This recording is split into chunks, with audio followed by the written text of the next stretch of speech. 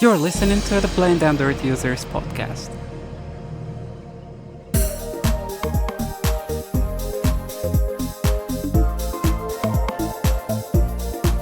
This is Android Basics, in which we bring you up to date on the things that you should know to use your Android phone.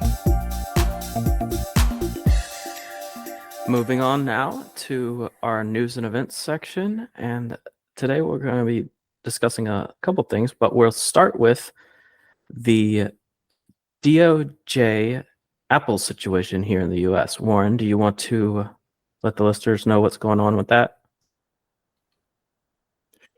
Well, so this is not like we're kind of like beating up on Apple by any imagination, stretch of imagination. Well, it's just the Department of Justice here in the United States that kind of say, hey, Apple is being monopolistic in some of these areas, and they kind of lay out their case. And one of those things, of course, has to do with iMessaging. And frankly, to be honest, Apple is just trying to make money. Let's be honest here. Apple is trying to make money, which they're very good at doing. They know how to sell their stuff and all of that, and people buy it. And so if Apple goes out and says dirt is good for you, people are going to buy it anyway. So, and so Apple is in hot water because of that and some other things as well. But frankly, like John and I were talking earlier, I'm a little bit indifferent about it. I don't care whether Apple brings iMessaging to Android or not, because in my thought is that, someone who likes the Apple product, they're not going to go jump on Android because now Apple has opened up iMessaging to Android. And it's like me, I'm looking at myself. I love my Pixel devices, and let's say Pixel brings the guided frames to, say, Motorola or to Nokia or some other brands like that or whatever. I'm not going to jump onto those just because Google has brought that guided frames to those other devices. So I don't know that this is going to be anything that would hurt Apple's sales, so to speak. So I think Apple, if I were Apple, I should have just allowed this thing from the get-go, because as they indicated earlier, they were actually going to introduce it to Android as far back as 2013, but they, of course, they didn't want to do it. Of course, they want to keep people in their ecosystem. But I think that was a wrong move because, look at Microsoft, John. What happens to Microsoft back in the 1990s, that big lawsuit about Internet Explorer? We saw what that did. And John, you want to talk about some of the things that we got as a result of that busting Microsoft opening up?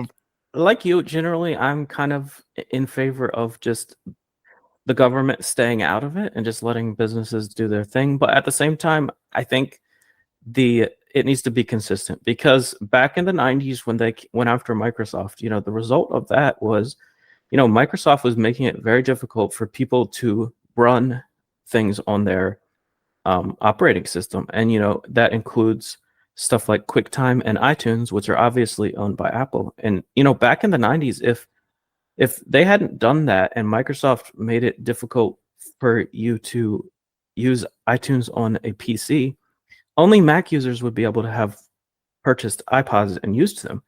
And, that's basically how Apple got its start. So I think Apple is the company they are today because of these sort of regulations. So I think although I kind of I'm of the opinion, just stay out of it. At the same time, they are where they are because of these regulations, and it's only fitting that they now that they're the big boy in the room, they're the ones who are being gone after. And that Microsoft thing took 10 years to really play out, and this might take as long. I don't think, if I had to guess, I'd say it won't go to trial for probably 3 years at least. But I think Apple has already, they've already said they're going to start doing RCS this year. Which regions, I don't know. But, now that they know there's going to be a trial, I think Apple might just kind of relinquish some of the control they've had over stuff like not letting the game streaming services be in the App Store, and there's a couple of other things like preventing third-party watches from working on their OS. These sort of things, they might start to let up. And I think by the time this goes to trial, it's not gonna be as big of a deal. And hopefully, it will lead to changes. It's just a matter of how long will these changes take and how stubborn will Apple be. It's interesting you mentioned the watch situation, because that's also part of it, though, of the lawsuit that Apple has going against it. And in reality, because you can try to pair an Apple Watch with your Android, but the problem is that you are not going to be able to respond to notifications. Say you got a messaging notification, you cannot reply to it and things like that. So frankly, if they open up this, I think it will actually be a win-win situation for Apple, because now you're going to find people say, I'm going to buy an Apple Watch, and since it works with my Android phone and they're well-built watches, it's actually going to be for their own good. So I don't know why they're not even seeing this as a good thing for them coming down the road. So if we get these things going on, I think it's going to be a very good thing to see what happens. And one should be able to use whatever device they want and marrying it to another device and just, so to speak, and just use it. So that's how it should be. And frankly, they did this to Microsoft, and no one is indispensable here. They can do it to anyone as well. So Apple, I know, of course, they put up a statement saying, hey, we're going to fight this because it's going to destroy our whole premise. We are security focused, privacy focused. How does that destroy that privacy? I have no clue. Come on. Let's just call a spade a spade.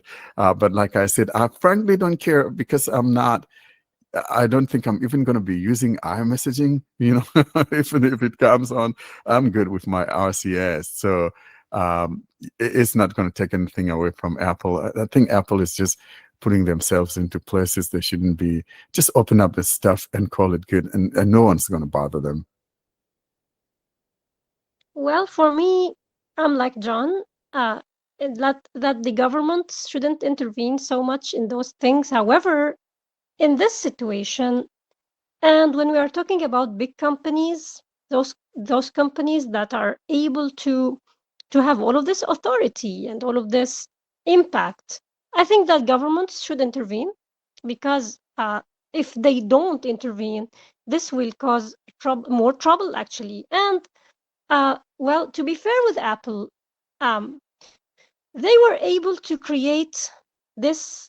Okay, it's a closed ecosystem, whatever you want to call it. But they were able to create this seamless integration between their devices. They were able to make something that is really working well. So I think this should be said first of all. But actually, this helped them to like when you are using an Apple product, you are hooked to the Apple ecosystem in a way or another. So you should also go for another Apple products, and so you'll find yourself at the end of the day unable to go for any other product, just because you are already hooked to this closed system. However, it's working well, but you are hooked to the system. And another problem is that Apple is using this to like undermine the ability of small developers, because this is a big system, and a lot of users are using Apple. A lot of users are using Apple products. So if Apple is able to put its conditions as it like, and if it's able to make things as it wants to, it will be doing things as it likes, because it wants to be also always the preferred part in the competition. It will not just say, okay, I will open this for other services, and I'm also creating a similar service, because this will not be something that Apple will like to do, because it's a big company and it's searching for profit at the end of the day.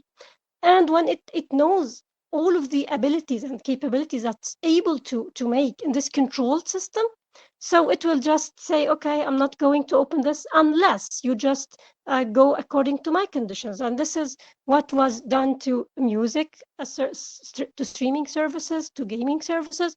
So I think, yeah, there should be something, and this lawsuit should continue, and it should make a real difference, because at the end of the day, this shouldn't continue like that. I hear what you're saying, Karen, most especially with other little startups and things like that. Because what that does is that it crashes competition, and the whole idea has to revolve around, competition and all of that. We give everybody a fair playing ground so that they could showcase what they have. But when you have these other big companies monopolizing the whole thing, it doesn't do any justice or any good to the little guy that's trying to, do something and getting crushed.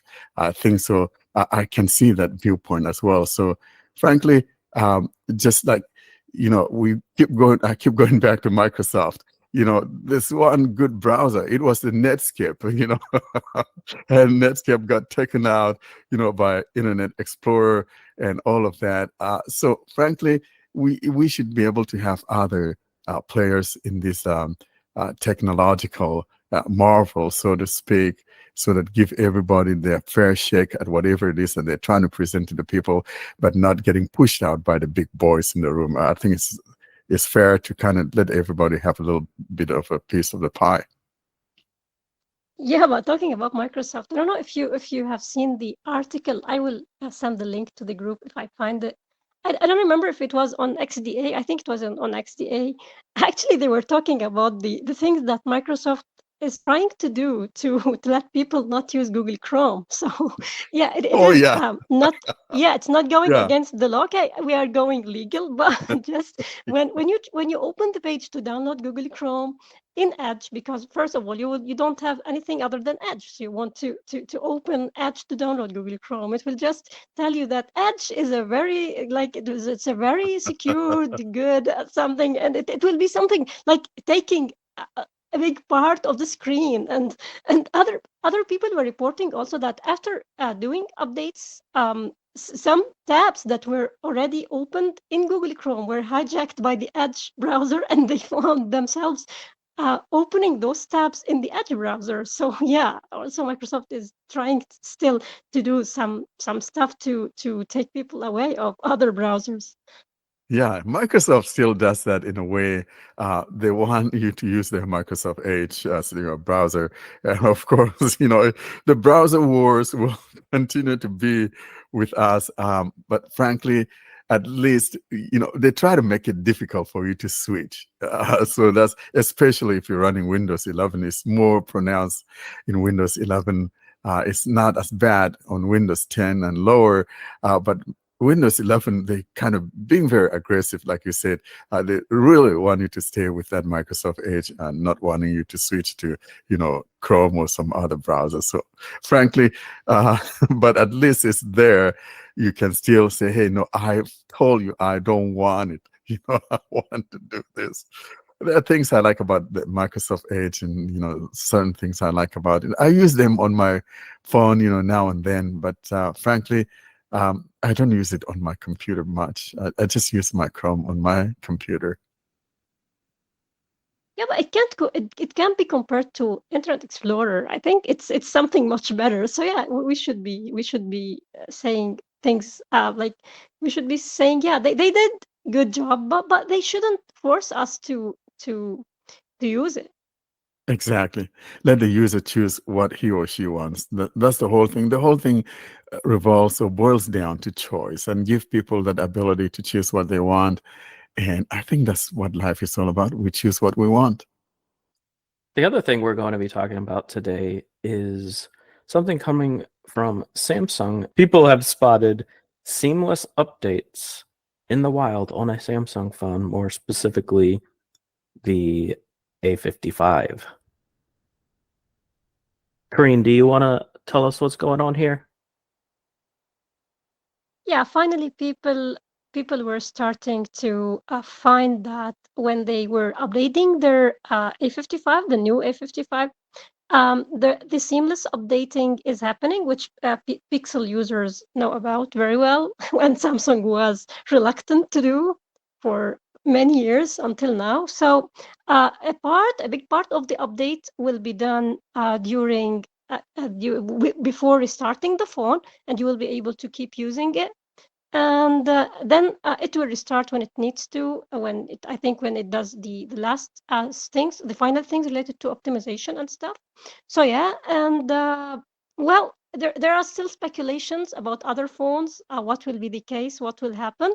Until now, the only device that was spotted having this feature is the A55 device, and I think it's a good move from Samsung. At the end of the day, they should um, implement this. Well, is it going to be a better experience? We should just wait and see. But yeah, it's a good move, I think.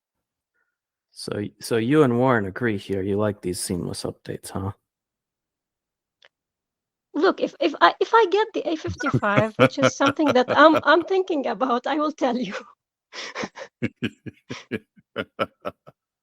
Well, frankly, I think because Samsung has been the big boy. This thing has been since what, Nougat, Android 7, and of course, like I've always said, and Samsung's the big boy in the house, and they can, throw their weight around and they say, hey, we don't want to do it or want to do it. And Google couldn't force Samsung to do it. I don't know what happened to Samsung that they finally decided it's time to do this. And my thing is this going to be retro?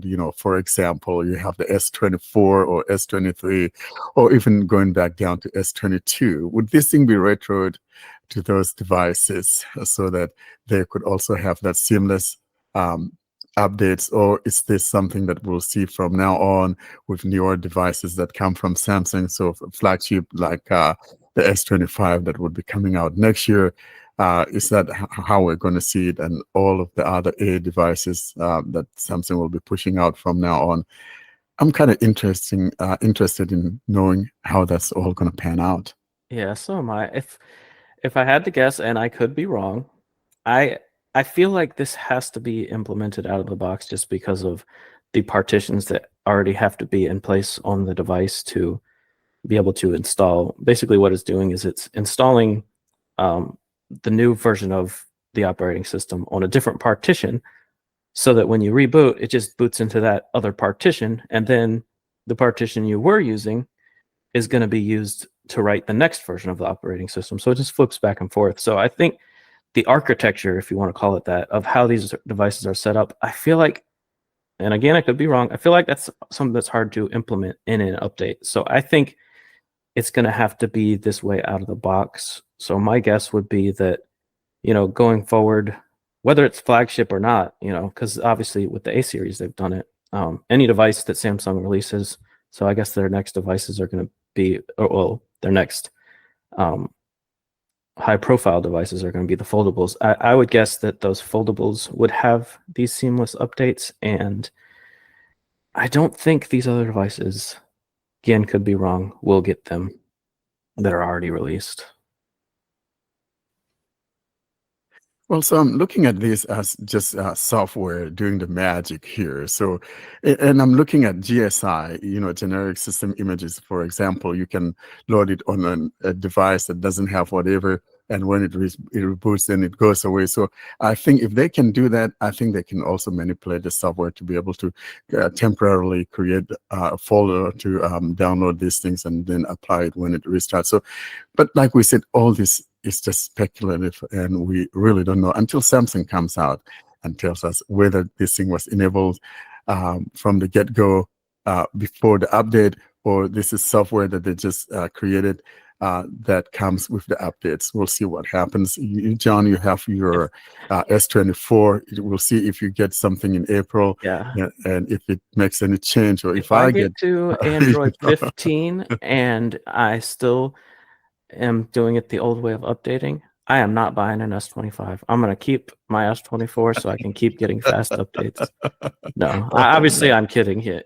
I'm not ever going to not buy the new phone, but I just love being able to update my phone in like less than 5 minutes. Like download restart, install, everything happens in less than 5 minutes. And that's not going to be the case with these quote unquote seamless updates. I mean, they're seamless if you're not a, what do they call people who go into updates and check for updates? There's like a name for it. Can you think of what they call them?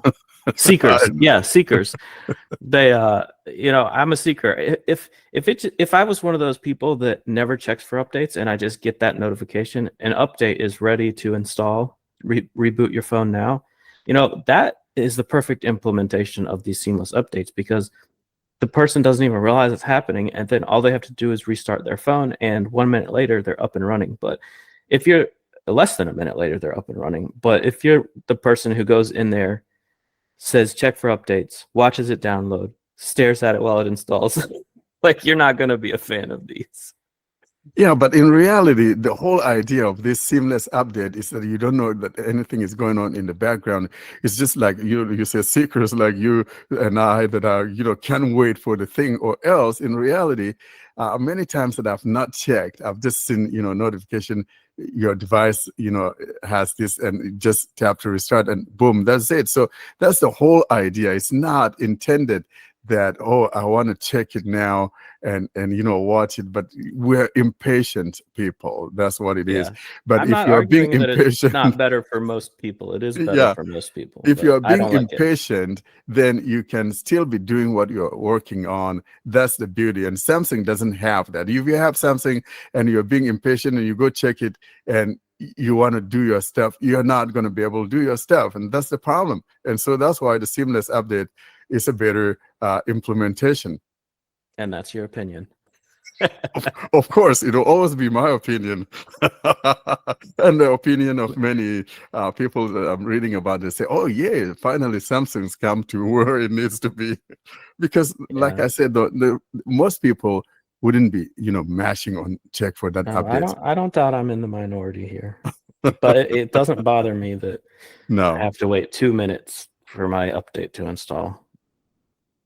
Well, I'm with Warren here because I know that I will be the person who will be just checking everything and who will be just waiting for the installation to happen, and this will make my phone use close to nothing because I will just be checking to see the percentage and stuff. But like overall, it's a good thing. Sometimes you need really to have your phone working as much as possible or as long as possible. I mean, like if you are in a situation where you want it to be available. Okay, so I remember once before this seamless update, it was just in the next days. I was in the car going to the university, and I needed my phone actually to be working. But the update was downloading, but I'm not the person who will be able to postpone the update. I can't do it because I can't do it. I will be so curious to hit the install. So I was waiting for the update, and I was in need of the phone. I was thinking, am I going to finish the update before really I reach the university, or what will happen? What would happen? Yeah. But so I think in this situation, this could be helpful. But back then, there wasn't something called seamless updates. Actually, it was like taking maybe 10 minutes to do the update, or 15 minutes or something. Yeah. Yeah. So I think, though, it's nice to see what's going on. I know there's nothing that you're going to do that everyone is going to be happy with. There's some people that, like John, that are not going to be happy with this. And yet, others are going to say, yay, finally, we're where we need it's to like, as big a deal as I'm making of it, it's really not, it's not the end of the world. I know it's going to make the experience better for most people. So I'm not going to complain too much about it, but I don't like it. It's okay. You'll get used to it. It's just like one of those things, we didn't like when they implement, but now it's the norm, right? New normal. Yeah, hopefully, like the S24 series, if it gets these, or if not, the S25 series are going to be so fast that it's not going to bother me like it does on the Pixel. Because I swear, even with my Pixel 8, it's like sometimes it takes more than a half an hour to install the update, and That's just too long for me. Even if I can use my phone. See, I never look for updates or install updates if I know I'm going to be using my phone. I just like, oh, I'm going to go update my phone now because I'm not doing anything for the next 5 minutes. Like, that's my mindset. So, yeah.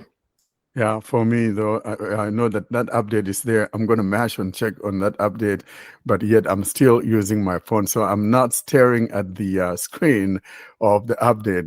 When it's ready, it lets me know, hey, restart your phone. So I don't experience that wait. And, with the new implementation, frankly, mine has not taken 30 minutes. I think the most I've seen is maybe like 13 point something minutes. I don't know what's going on at your end, John, but anyway, different experiences. I don't know. Mine downloads really quick. Pixels always seem to work better for you than everyone else. Exactly. I'm the evangelist, and it seems like Google kind of knows that and kind of tailors things to my liking. But frankly, I have never, since that implementation, I've never had any of my devices taking 30 minutes. Before, that thing is maybe like an hour, or even more than an hour. If you're looking at it, and it could be very annoying. It's like 10%, and it's sitting there for a long time. 11%. It was very annoying. And so for me, I never look at that screen. I'm just busy doing what I'm doing. So I like that seamless update.